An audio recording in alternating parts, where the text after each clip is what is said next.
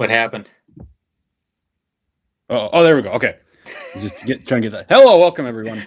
We're back. I guess this is kind of a quasi Lombardi sweep. I don't know if that's the correct adjective to use there, but I think it works.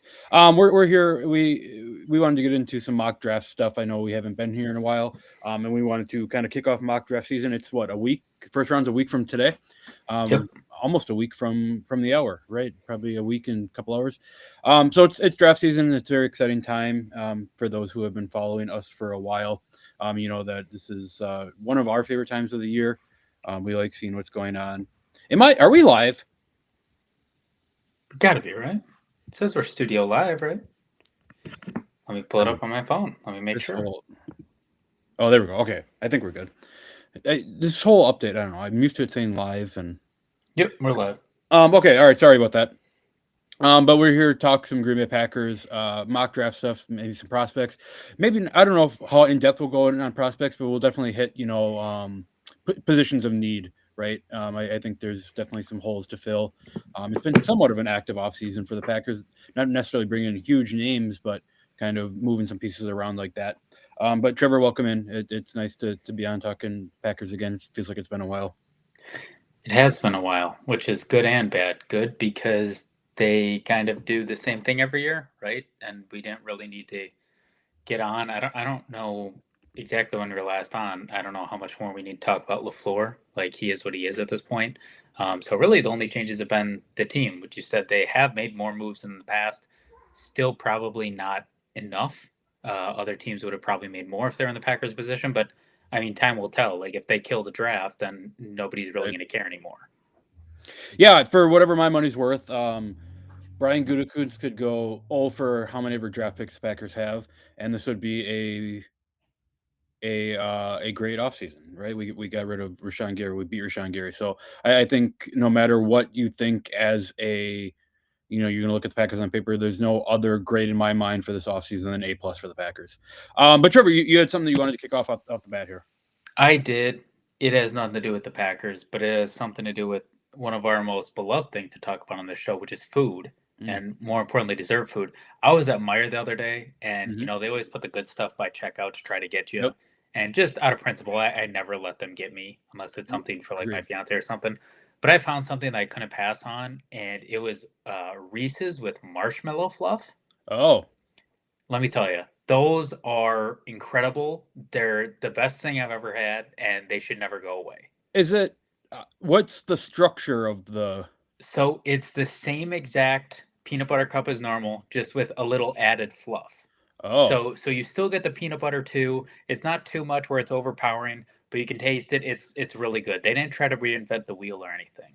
I love marshmallows, marshmallow things. Like Peeps are one of my favorite candy of all time. Marshmallow fluff, I think, is incredible. I have a hot take here that I not a hot take. I don't have a hot take, but I think it's probably going to come across as a hot take. Um, People love Reese's. Like Yeah. people like go to war over Reese's, and my take's always been, yeah, I like them, but that's about it. Like I'm not blowing my load over every Reese's that I see. Yeah. But if you're adding marshmallow fluff to it, I think that adds in a different equation. Yeah, that sounds like it's awesome. Especially when they start going back to actual chocolate instead of a chocolate blend or whatever crap they're using Right. now. But like I've tried their caramel and they just put too much caramel and it's like this isn't even a peanut butter cup anymore. Then they have strawberry jam. I haven't tried that yet, but it looks like the same. But they finally found like a happy medium. The way strawberry jam, like when they remember they did like strawberry or they did peanut butter and jelly combined, that was Yep, horrible. Um, awful idea. Yeah, I think Reese's are something that's fine, right? They're when we talk about the greatest to ever do it, Reese's has to be in the conversation for candy. And I get it. I show respect to it, but I don't know. They're fine. I like Reese's. Reese's Reese's is kind of like the Pittsburgh Steelers in the NFL. Yeah. You can't deny their history, but as of right now, like they're not one of the top dogs in the game. Yeah, and I don't even know if I necessarily agree with that. Like I think they are the top dog, but I think it just right, they're kind of like McDonald's, right? Where you go That's and you fair. know what you're you know what you're getting, you know what you're getting into. You're not straying away from the road, right? You're not going down the gravel road. You're staying right on the paved highway, which again is fine. But if you want a little shot of adrenaline. I think you're picking something else other than Reese's, which I guess in this case, adding the marshmallow fluff, I think that's a little bit of a jolt. A little bit. All right. That's good. We're I don't know how long we'll be on tonight. Probably not very long, but we're talking some Packer stuff. We'll hit some. I guess Trevor, just right off the bat, I'm gonna bring up the Packers depth chart. The current depth chart. I'm gonna do it on our lads. It's a little bit easier. And let's just take a look at the current depth chart here. Yeah, it's a lot better doing Ourlads than ESPN, which is always a cluster. But I mean, looking at that, I mean, we can start offensively and then scroll down if you want. Yeah. Like, for me, I think wide receivers where it finally needs to be. This experiment with having 6 wide receiver 2s is stupid. Right. I understand Christian Watson has some injury concerns. I understand Matthew Golden has even gotten some bumps here and there. But like, if you're going to have good receivers, if you want to develop receivers, you have to give them the ball, right? And Matthew Golden, like when they gave him the ball, especially, I know it was just one play, but in that Bears playoff game, he looked really good. I'm going to get Jaden Reed the ball, they look really good.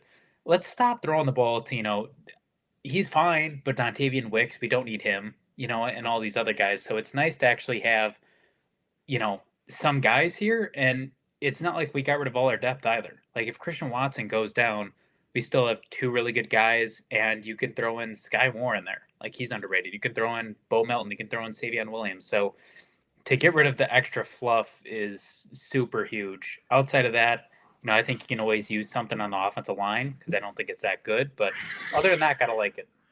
Yeah, and this is probably a question for after draft time, but bringing Sky Moore is interesting because it feels like Sky Moore and Savion Williams are very similar players. To see what that role shakes out to be. But yeah, I agree with wide receiver. I think at times Christian Watson has proven that he can be a number 1 guy. But again, how much stock are we putting in Christian Watson? Is he ever going to be a 100 reception guy? Probably not. And to your point, we saw what Matthew Golden did. Like, look what he did with the Bears, right, against the Bears in the playoffs. So I guess, right, if we're saying this is exactly what this team needs right now, to your point, the offensive line is not the greatest of all time. Right. Anthony Belton, we've talked ad nauseum about. He probably should not start. Aaron Banks probably should not start, but given the contract, is going to start. Jordan Morgan at left tackle is scary. So definitely, it looks like it could be anyone, or you could bring in anyone to start there. But to add in that depth is probably another one, and something that not a lot of people are talking about for the Packers needs right now. Trevor, I don't know if you have any strong opinions on this, but tight end all of a sudden feels like a need, right? It seems like this Luke Musgrave experiment is not developing the way that the Packers had hoped, the way that I had hoped, the way that we had hoped. I think he's a fine player, but for whatever reason, it's not clicking on the field. Josh Weiler is a blocking guy. Drake Dabney and McAllen, Castless, Messiah Swinson, those guys aren't going to make the team. So with Tucker Kraft coming off of an ACL, it really feels like tight end might be a high priority in the draft. Do you think the same thing, or? Yeah, I don't. High priority is tough because with Goot, the last thing you want to do is force it, especially when you don't have a first round pick. But to your point, like Luke Musgrave is just one of those players where I think when he was drafted, we were all like, yeah, this is the guy. This is the guy. And not saying he's awful or he's dog shit, but I mean, he's been supplanted by Kraft. None of us really expected that. Not that we thought Kraft was bad, but he's just one of those guys, and they're there in every sport. They're there in the NBA and the MLB where, like, they just don't work out. I don't know if it's mental or physical. Like, he literally couldn't stay on his feet for 2 seasons and still struggles with that. Like, just something's not working there. And to your point, you do have to cut bait, but you obviously can't cut bait now because you're looking at who's behind him. You got nobody there. I do think it's a need. I wonder if they go the undrafted free agent because they have so many other issues on defense. But like, you do need to get somebody because, I mean, Kraft isn't even going to be at 100% till who knows when. And middle of the year at least. Enough on his own, Yeah, so maybe it's something along the lines of if they wait to take someone later in the draft, you bring in, I don't know, anyone to kind of just fill a role right away and cut them. They find their way back to the bottom of the depth chart when Tucker Kraft comes back. But also another one like running back, I imagine they're probably looking at. This one you can probably get away with, right? Not taking anyone too high, just because running back. I mean, everyone knows running back is kind of easier to Yeah. find in the NFL, right? Yeah, I mean, I'm in the minority probably with this. I think Josh Jacobs is your guy. The way I look at it, no matter what they do in the draft, if Josh Jacobs goes down this year, they're screwed. Like just the way their offense is set up. So the way that I look at Pierre Strong Jr., he's fine. Damien Martinez, I don't think he ever really got a shot in Seattle. I think No, he's more than fine. Marshawn Lloyd, who knows if he ever hits a field. So like, and Chris Brooks even has had some flashes. So for me, if I'm the Packers, I think they will. I'm not drafting running back because it's kind of like one of those things with Peyton Manning way back in the day. Like, what's your contingency if he goes down?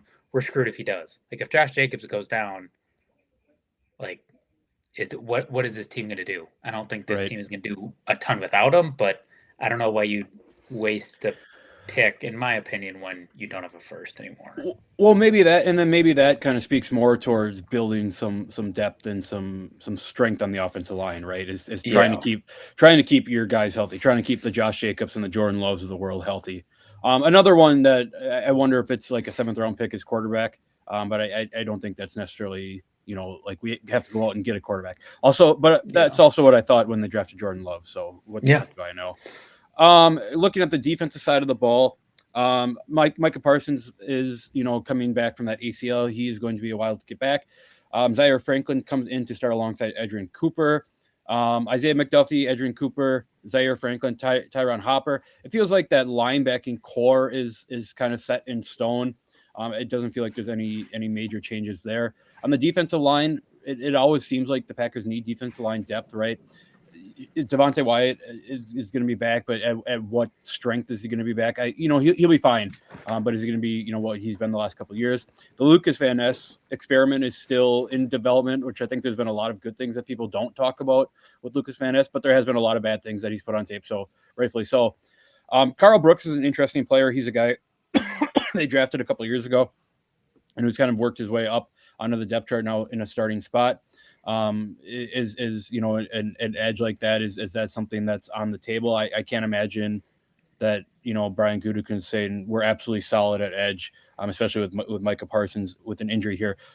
So I would imagine edge is probably a top, not at the top, but towards the top of needs in the draft, right? Yeah. Yeah. And this is where, I mean, we don't know what's going to happen in the draft. Usually Goot is more conservative. He loves his draft picks. He likes to draft players rather than trade for players. But this is a place where, again, Packers don't have their first round pick. We know that. They do have a decent amount of picks, so it's not like they have like 5 over the course of the draft. But it's one of those places where every year there are like 2 or 3 teams that get like not maybe a great player or a good player, but like a solid depth piece for maybe like a fourth or a fifth or a sixth. I'm really kind of hoping the Packers do that here because you look at defensive tackle. I like the guys they have in the middle. They just need a little more depth. Yeah. Same with edge. If you're gonna put it on Van Ness, that's fine. Maybe just a little more depth. So maybe just trade one of those picks for one of those guys. Get a guy that can be a good depth piece, so that for all the other picks, you can just spam the board with offensive line, corner, returner, safety, like whatever you want to do. Yeah, it's an interesting, and yeah, I agree.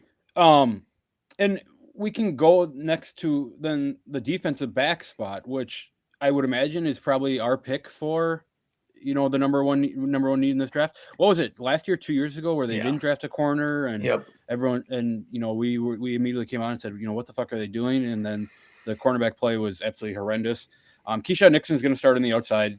Xavier McKinney is going to start at safety. Evan Williams is going to start at safety. Carrington Valentine, again, is a nice physical guy, but he's not a guy who's going to go in there and shut down guys. Same with Benjamin St. Juste. Again, I think he's a good player, but not a guy who I don't think we're going to rely on and say, hey, go guard A.J. Brown and make the stop, right? Yeah. So it really feels like at least the second pick, obviously whatever the board shakes out to be, it feels like with this first pick that the Packers have, which is the second round, I think pick 53, it has to be a corner, right? And this is where, not being a dead horse, but doing dumb shit will hurt you for years to come. Like, we took Anthony Belton, first of all, way earlier than we needed him. Second of all, he's not a good player. Yep. You just take a cornerback there, maybe like I don't know exactly who is available there, but I know Quincy Riley was, I think, there. I think they could, I don't know if he was there, if he was before him, but they could have traded up for Siobhan Revel Jr. I'm not saying these guys are, oh, look at them, stud cornerback ones, but let's say you had one of them on your team, and now you're going to the season with Nixon and Valentine. Don't love that, but then St. Just and one of them as the backup. You don't love that, but when you're looking at the draft, you go, maybe another bench piece just in case. Now you're looking at the draft, you're going, we probably need to get one in the second round, and we probably need to get one again by the end of the sixth round. And now that limits you on what you can do on the offensive line and edge and shit. Like, this stuff carries over, and it's so frustrating to see. So I hope they don't make the problem worse though and go with so many cornerbacks that they miss another position that they need. That's my worry. Yeah, yeah, I definitely agree. It just feels like, because this is not just a Packer thing, but this feels like an every team thing, right? Corners go down, right? When they come up to play the run or they play physical receivers, they get hurt. It's just the nature of the position. So if Keyshawn Nixon gets hurt, right, and we're having Kamal Hadden start on the outside, and nobody's afraid of that, especially in a division with the Caleb Williams passing attack with the Bears, passing attack with the Vikings and the Lions. It really feels like this cornerback room needs to be shored up. And on top of that too, I mean, just Yeah, real quick, like, yeah, I don't know what like, obviously something culture wise needs to change after that Bears game and all these blown leads. I don't know what you're telling anybody culture wise when you can see the way Nixon not only played, but the lack of effort he put on the field. He refuses to play returner and he still keeps the cornerback one position like that. Like, I don't like this euphemism, or not a euphemism, but this whatever it's called, because I don't like the subtleties behind it. But they say like prisoners running the prison. Like, you yeah, cannot let players be running this team. You got to put your right. foot down. So who knows? But I mean, that takes us into this pick where you look at guys. You got cornerback there, offensive line, like we talked about. Yeah, so I had started this early, just to get it moving a little bit here, but it the board. This is a big pick, right? You don't have a first pick. You don't have a first round pick. Um, it feels like, as a draft, when you do draft, right? It feels like you want your first round pick, I guess, unless you're drafting someone like a Jordan Love or a development quarterback or someone who's going to be on the team for 15 years. It feels like the first round pick is always a guy who we can slot in almost immediately and get him on the field. And then second round, it's like, yeah, we'll carry him in towards the end of the year. But given what the Packers have and the unfortunate injury to Micah Parsons, the second round pick almost feels like they need to hit on it immediately, and it needs to help immediately if Green Bay has any shot of really competing in the NFC North, right?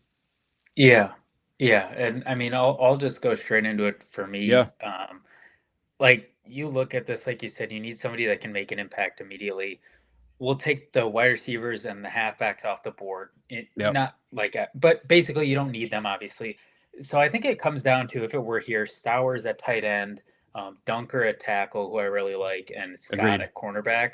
And the way I'm looking at this is, as Zach said in the chat, Kraft should be good to go by week one. Even if he's not, like we talked about it, like I said about if Peyton Manning goes down, you're screwed. If Tucker Kraft goes down, I think this team is really screwed. And I asked myself, would Stowers be able to replace that enough to put them at the level where they can contend? I don't think so. Agreed. Same with Dunker. If we're taking him, I think he's a great player. Are the Packers going to put him where he needs to be? Are they going to develop him? I don't think he starts for a while. So if he's going to be a depth piece for a while, I don't think you take him here. I think the pick here has to be Scott, because I think there's a very real situation where you can slot him in right now. Height's decent. He's a little older, but that doesn't really matter right now. Right. And he's a good player. So I look at him, like you said, you got to look at this as a first pick in the draft. You got to have somebody can start immediately. That needs to be corner for me. Yep, I agree 100% with you, and I think Keontae Scott is the pick. I with Jonathan Gannon coming in, we're coming in with some pressure here and there. We've seen what he's done. Like Keontae Scott, if he can develop some sort of play some physical press and then drop down to a zone coverage. I think that works really well for Green Bay. It's something that he did well with Miami. Now, is his tape a little bit inflated given the for lack of a better word, awesomeness of Miami's pass rush last year? Maybe, but he's played at the big level. I agree with you. I think Keontae Scott is a good start to the draft here. And like I said, he's a guy who, when you look at the positional value there of who we need to play, he's probably the guy who's most ready to play, right? Yeah, and I think it kind of makes up well too with how it goes. I think taking cornerback after the second and after the third round, it can work. It works at every positions, right? Like you have guys, but it goes down a lot. Whereas I think other positions not so much. Whereas Right. I think the later you go in the drafts, and I think interior defensive linemen can be really good. Yeah. Offensive linemen can be really good. So for me, I mean, I don't know a whole lot about the defensive line, but if I'm looking at this board as the Packers, I'm either maybe trading down or I'm going Daryl Jackson Jr. for a depth piece. Big motherfucker, Yeah. obviously. And that's what you need. You don't need a guy who can start right away, but you'd like to have a guy who can fill in. With that size, I mean, he can definitely do that. Yeah, you know me, I'm a sucker for guys with big size that need to develop because if it hits, it hits, and maybe that's just me chasing what the Bucks did with Giannis. So yeah, I agree. I think Daryl Jackson's a good pick here. He's a guy who can you don't necessarily need him to play immediately, but when he does play, he can definitely be a factor here. This is an interesting board. Yeah, go ahead. I was just gonna say this is an interesting board. As much as I want to take Carson Beck for the memes, that obviously makes no sense. I feel like this or the last, probably this pick. I feel like this pick is where the Packers would actually be most likely to take a running back. I'm not saying they will, but it just makes more sense as of what the Packers usually do. I would go offensive lineman. You're looking at offensive lineman right now. Yeah, I think you need another piece. I agree. Zach, if you're in the chat, let us know if you like any of these offensive linemen more than the other. But I think we get to a point here where how far, you fill in cornerback there, then, defensive lines is always a need, but how far can you go without taking an offensive lineman? How far can you go, and say that we have a competitive team if we have this offensive line in set here. So I think this has to be an offensive lineman. I do think that some of these tackles on the board here, I think they have size enough that they can move to a guard spot. But we know right how much Green Bay would rather have instead of a stalwart right tackle, that they'd have a guy who can play all 5 positions on the offensive line. With that being said, I'll go Cage Casey here, a guy who's blocked for Ashton Jeanty, a guy who's been on the field for enough to really show that, hey, I can be a guy in the NFL. If not, then you're back to what you already have. I think this board works out perfectly for the Packers. They won't do this. I would actually like Katron Allen here. I just talked about I wouldn't take halfback. I think he can be really good. I think there are parts of his game that will not translate. I think he's just a straight up speed guy, and not like people thought Achane was going to be coming in. I think he's just a straight burner. I don't think there's really anything else he does well.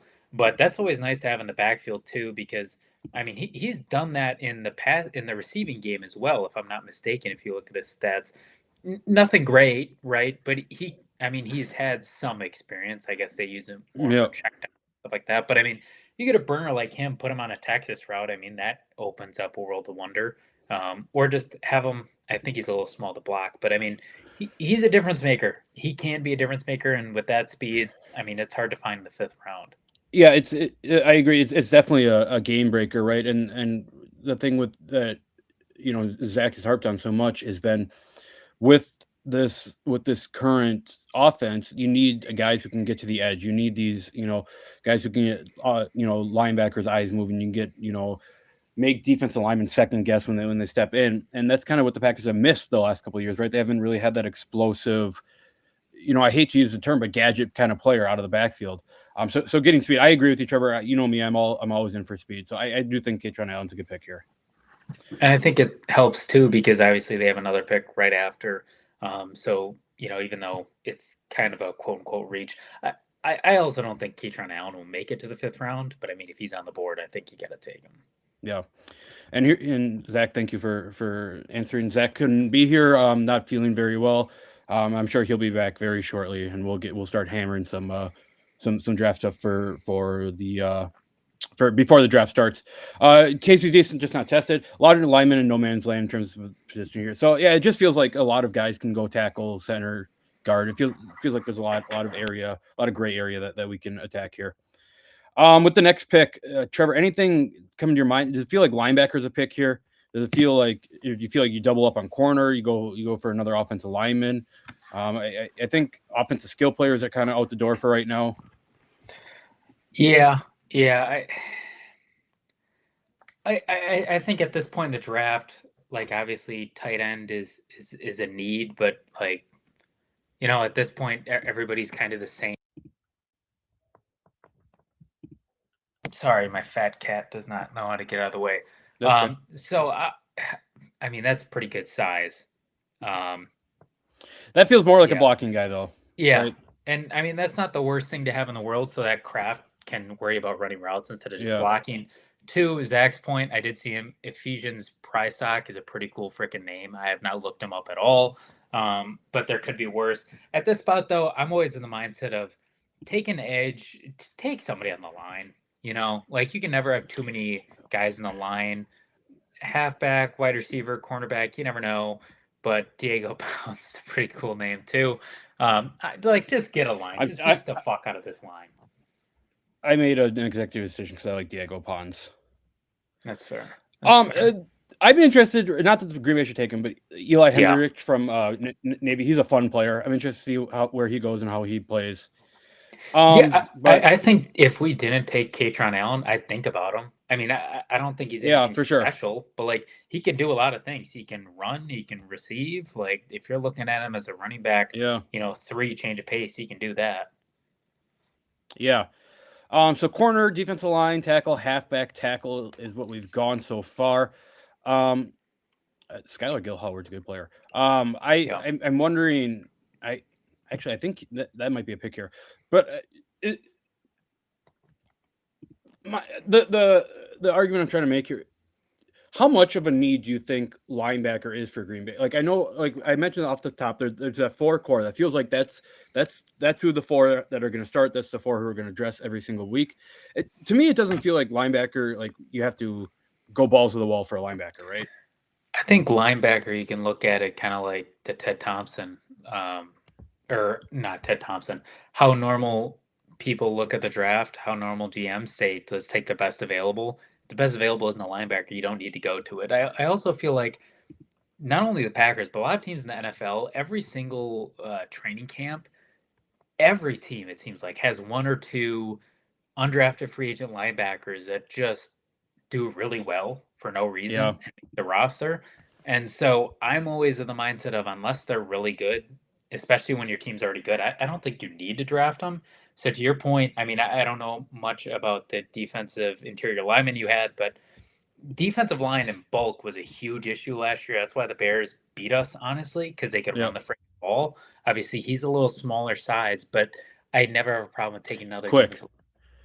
Yeah, he's a quick defensive lineman, which I really like. I'm just gonna go him here. I think that's a pick where that 5th, 6th round is like let's just continue to build the depth and at that linebacker position or at the line position, I think is that's a good spot to build it.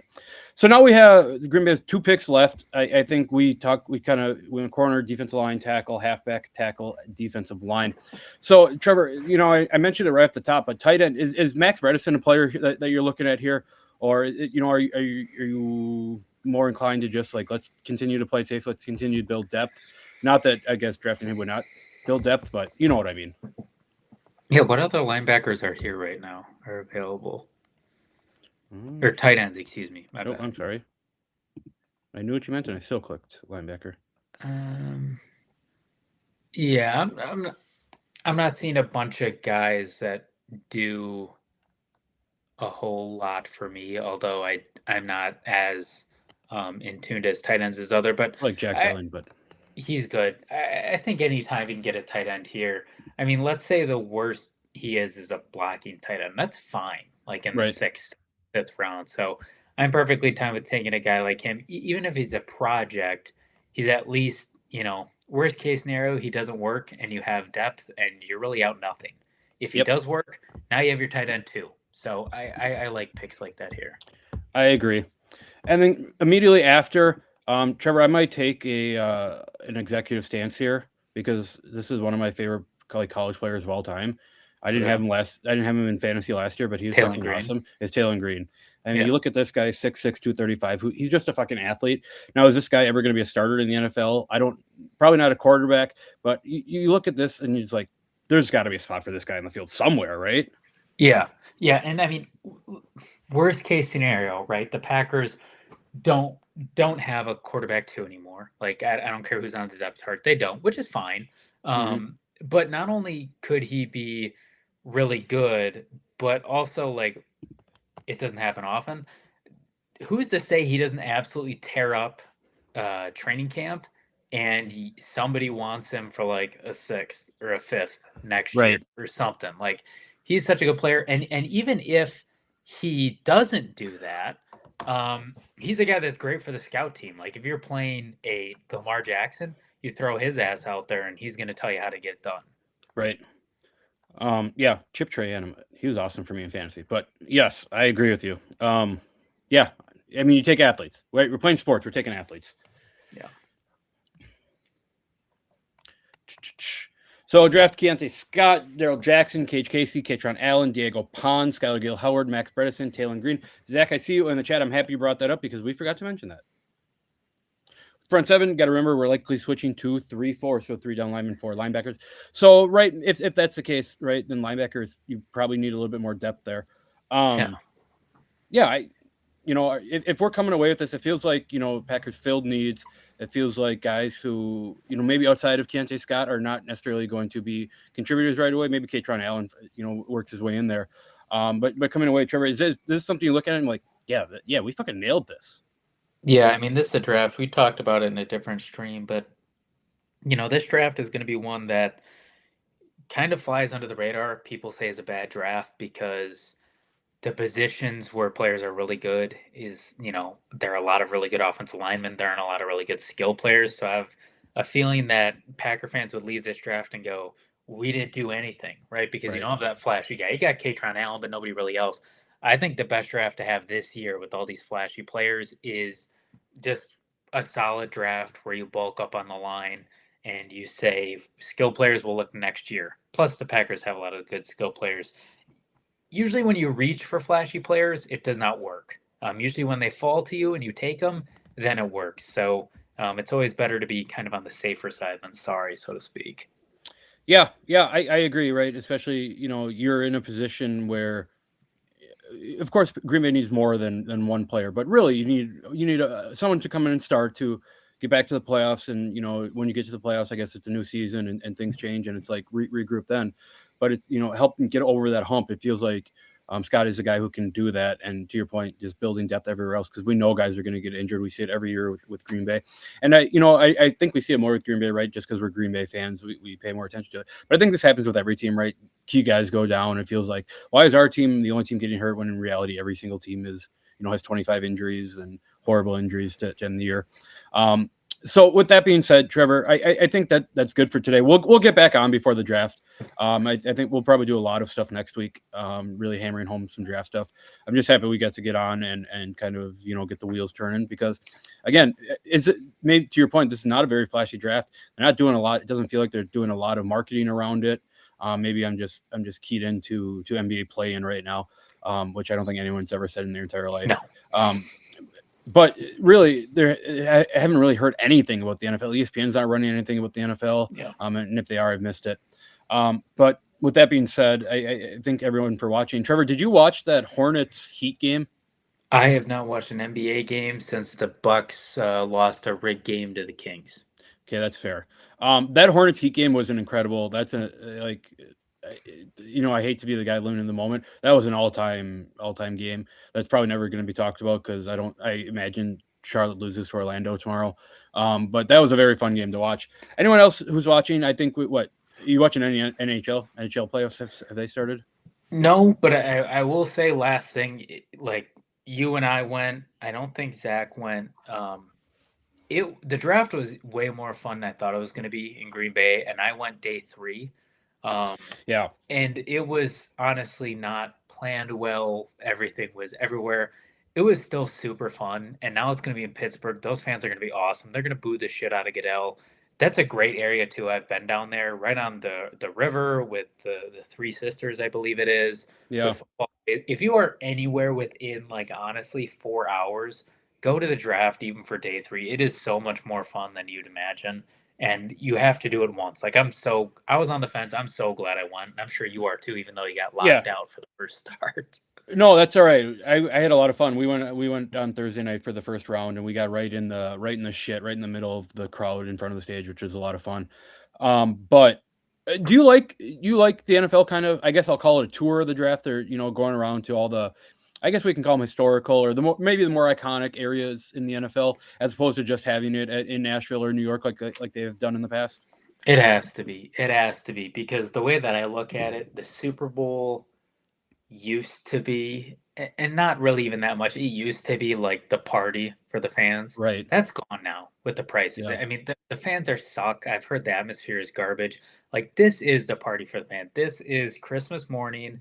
This has to be moving around. Nobody wants to be sitting indoors in New York. We don't give a shit. We don't Right. need to be in Nashville 4 years with all the bachelorette parties going around. No, send that shit around. That's exact. It should be like the All Star game. It should go True. maybe not an exact 32-year rotation, right? Because Green Bay doesn't need it once every 32 years, but like once every 50 years at least, every team should have it. It should always be on rotation. Yeah, yeah, I don't disagree with that. I think you get a lot more fans there. You get a lot more people that maybe can't. Right, like when it was in Green Bay, it was free. Everything was free, Yeah. right? At least to get Yeah. in was free, Yeah, right? tickets are always free, Yeah, and so it's nice for like us, like if it's not in Green Bay or Chicago or even Minneapolis is a little bit of a stretch. If it's not in those 3 places, like you have to get hotels and shit, and right. that's gonna ratchet up quickly with the draft. Like it's nice to have a free event for the fans where they don't have to spend a bunch of money. They can just kind of party and have fun. Right, yeah, and especially I think it's nice to like you get to like Green Bay did in the parking lot. You get to like people can bring their kids there. Yeah. Kids love football and going and just seeing the draft. It's a really cool thing. Um, with that being said, I appreciate everyone watching. We will be back sometime, probably early next week. Yeah. Maybe we'll do something this weekend. I don't know. We'll see what goes on. But stay tuned. Thanks for everyone for watching. The draft is in 1 week from today. Again, one of our favorite times. We'll be excited. Go check out FlurrySports.org. We'll be have live for the draft too, I'd imagine.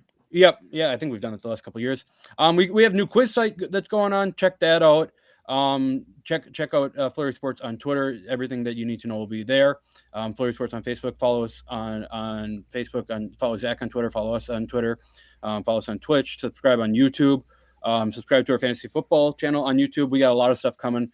I think we'll hammer the football season hard, and that really starts with the draft here. So appreciate everyone for watching, and we will see you next time.